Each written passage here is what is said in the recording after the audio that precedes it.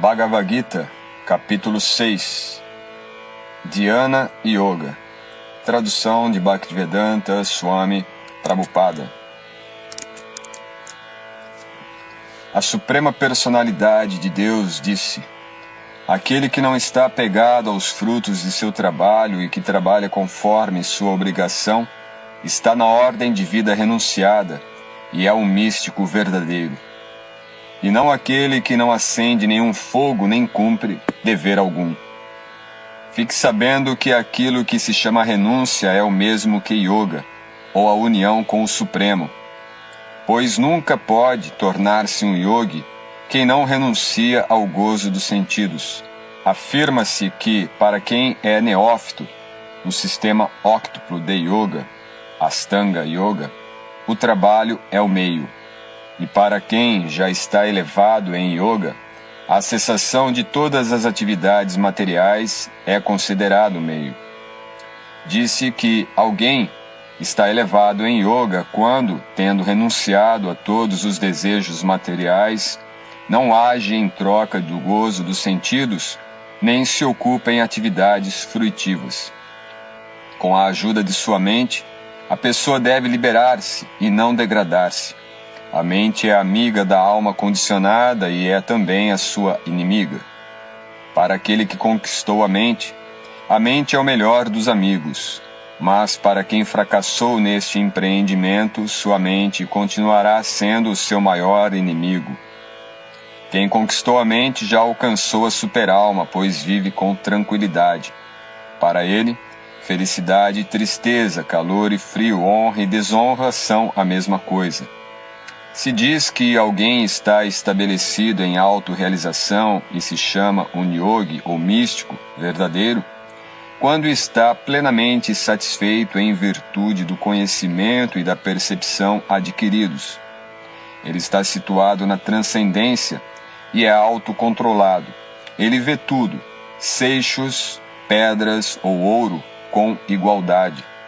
Considera-se ainda mais elevado quem vê os bem-querentes honestos, os benfeitores afetuosos, os neutros, os mediadores, os invejosos, os amigos e os inimigos, os piedosos e os pecadores, todos com uma mente equânime.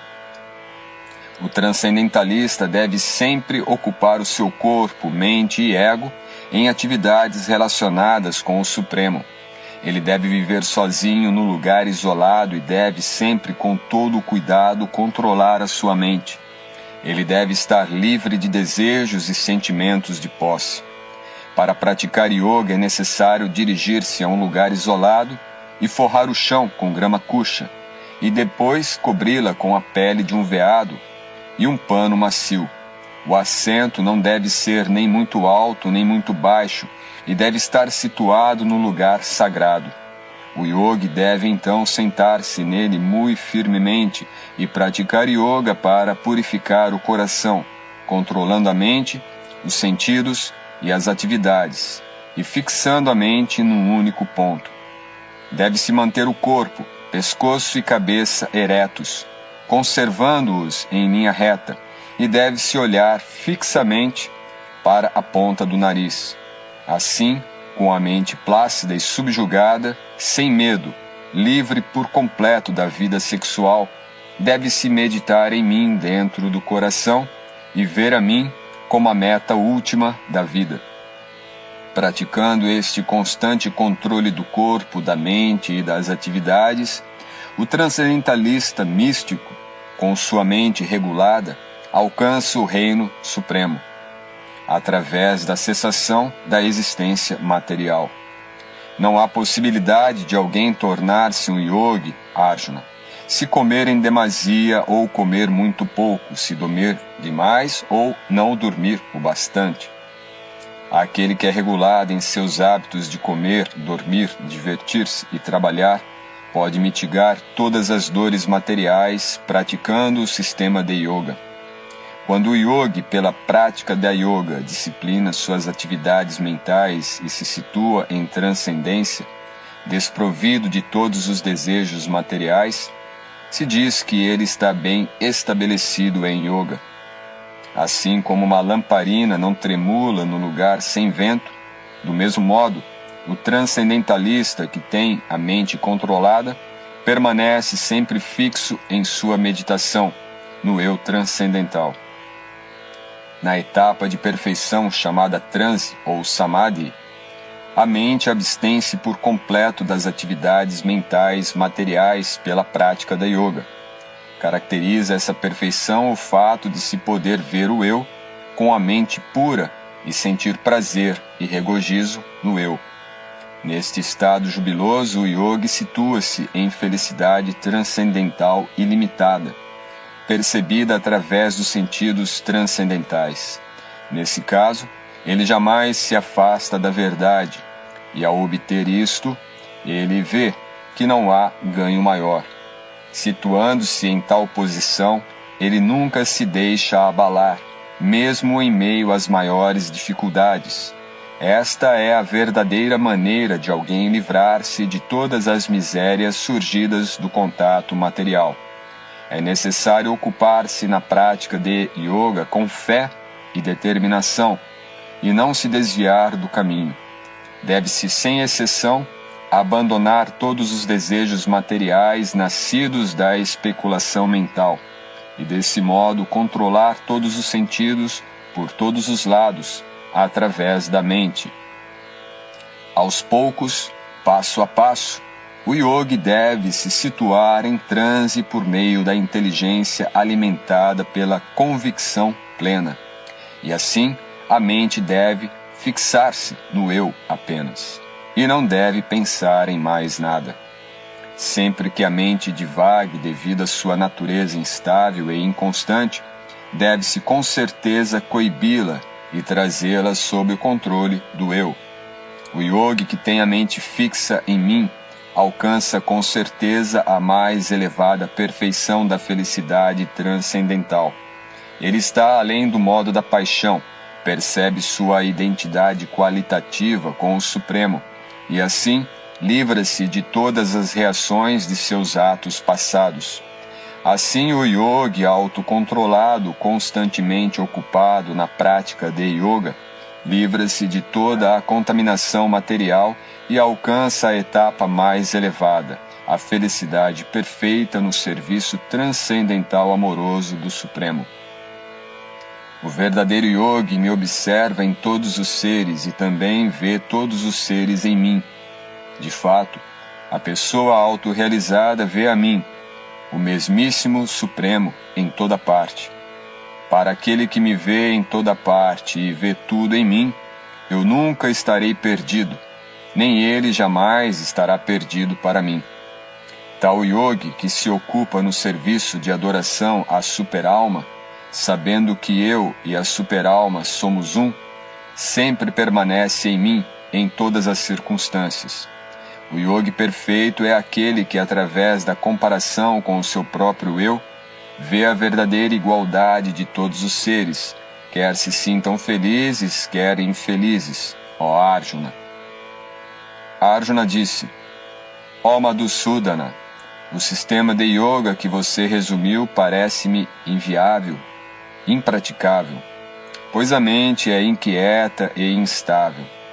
A mente é inquieta, turbulenta, obstinada e muito forte, ó Krishna.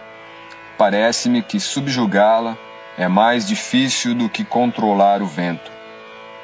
Krishna disse: ó poderosíssimo filho de Kunti, é sem dúvida muito difícil refrear a mente inquieta, mas isso é possível pela prática adequada e pelo desapego.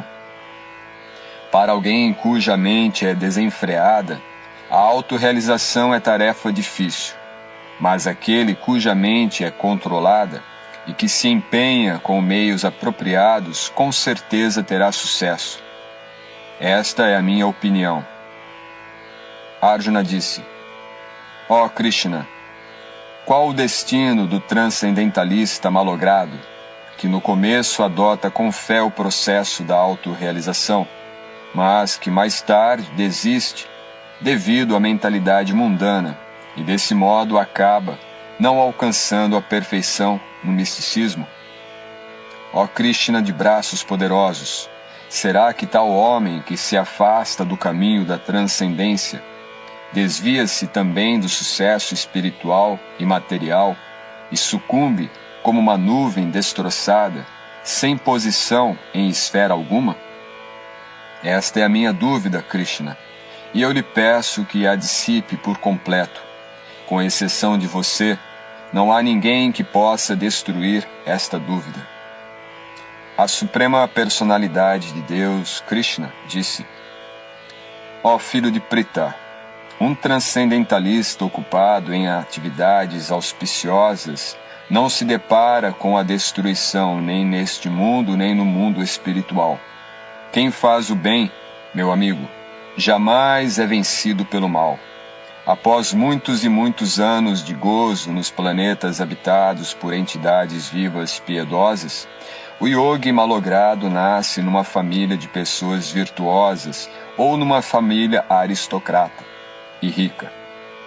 Ou, se ela fracassa após longa prática de yoga, ela nasce numa família de transcendentalistas que com certeza tem muita sabedoria. É claro que semelhante nascimento é raro neste mundo. Obtendo tal nascimento, ele revive a consciência divina de sua vida anterior e tenta progredir ainda mais para alcançar o êxito completo, ó filho de Kuru.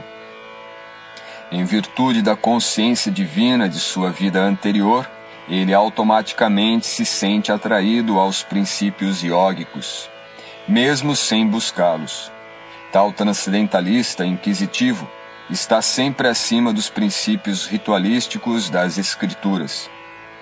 E quando com esforço sincero o yogi ocupa-se em continuar progredindo, limpando-se de todas as contaminações, alcançando a perfeição pela prática em muitos e muitos nascimentos, ele aí atinge a meta suprema. O yogi é maior do que o asceta, maior do que o empirista e maior do que o trabalhador fruitivo. Portanto, ó Arjuna, em todas as circunstâncias, seja um yogi. E de todos os yogis, aquele que tem muita fé e sempre se refugia em mim, pensa em mim dentro de si mesmo e me presta transcendental serviço amoroso, é o mais intimamente unido a mim em yoga e é o mais elevado de todos. Esta é a minha opinião.